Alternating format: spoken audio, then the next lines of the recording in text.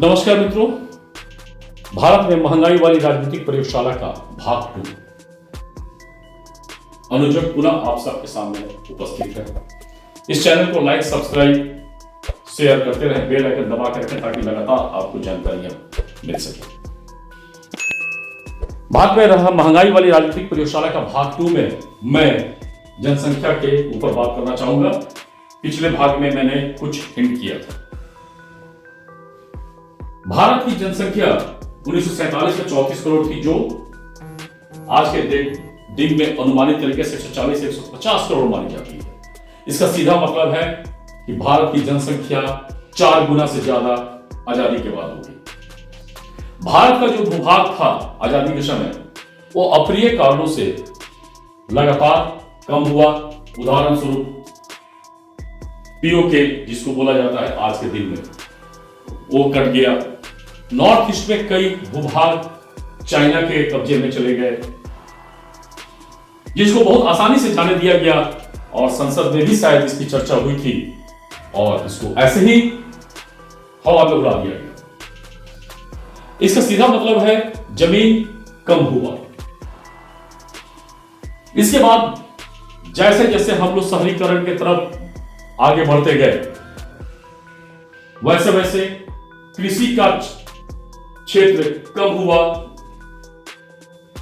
और उस जगह में शहरी परिवेश बढ़ते गया। उस जमीन पर भी जनसंख्या दबाव बढ़ते गया। इसका मतलब हुआ कृषि उत्पाद कम हुआ, जनसंख्या उससे कहीं ज्यादा, कई गुना बढ़ा। जब आपके पास उत्पाद कम हो, संसाधन कम हो, संसाधन सीमित हो और जनसंख्या का ये माहौल रहे और रहेगा, किसी भी सूरत में महंगाई पर कोई काबू नहीं पा सकता है। 1947 के बाद जब कांग्रेस ने सत्ता संभाला तो उसने कई तरह के काम किए और उसमें काफी कुछ अच्छे भी और काफी कुछ विवादित भी। कांग्रेस ने कभी भी इस पर, जनसंख्या पर एक सकारात्मक रुख नहीं अपनाया। 1975 में नसबंदी का भी कानून लाया, वो कुछ गरीब हिंदुओं पर लागू हुआ, लेकिन एक विशेष धर्म को बिल्कुल खुला छूट धार्मिक आधार पर दे दी गई। जो भी शिक्षित व्यक्ति हैं, उन्होंने कुछ विरोध तो जरूर किया, लेकिन बाद में धीरे धीरे चीजों को समझा और अपने आप को कंट्रोल कर रहे हैं या किए भी। लेकिन काफी कोई लोग इस चीज को आज भी यूं ही लेके चल रहे हैं और उनका कहना है कि भाई आबादी, जनसंख्या का बढ़ना ऊपर वाले का देन है और इनका भरण पोषण करना सरकार का दायित्व है। और सरकार का दायित्व वो बोल के ऐसे ही बोलते, क्योंकि उनको भी मालूम है कि कई सरकार, कई प्रांतीय दलों, कई क्षेत्रीय दलों का ये वोट बैंक है।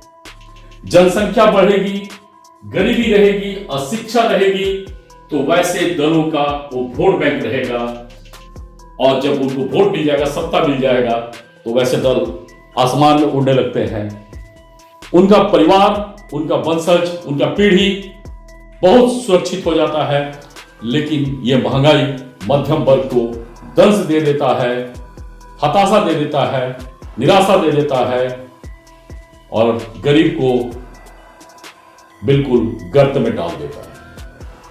और फिर वही लोग इसका फायदा उठाकर और उनके भावनाओं के साथ खेलकर उनका वोट लेने के लिए उनके पास पहुंच जाते हैं।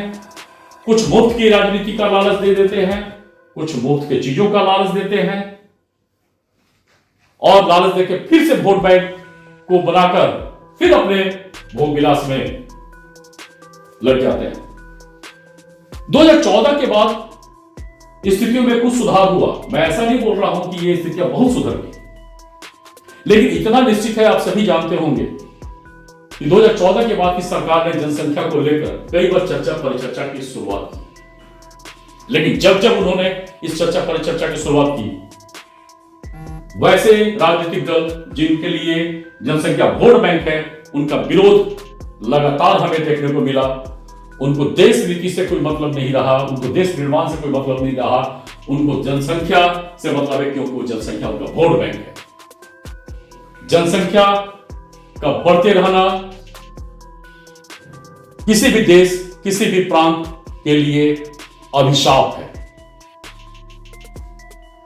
और प्रांतीय दलों के लिए, क्षेत्रीय दलों के लिए वरदान है। जनसंख्या को पर काबू पाने के लिए जल्द ही देश नीति वाले राजनीतिक दल, देश नीति वाले राजनीतिक विपक्ष की हमें आवश्यकता है। इन सारे चीजों को पाने के लिए हमें वोट करना है और वैसे दलों का खोज करना है और इस सामाजिक चर्चा परिचर्चा को लगातार आगे बढ़ाना है, तभी महंगाई से हमें मुक्ति मिलेगी। धन्यवाद।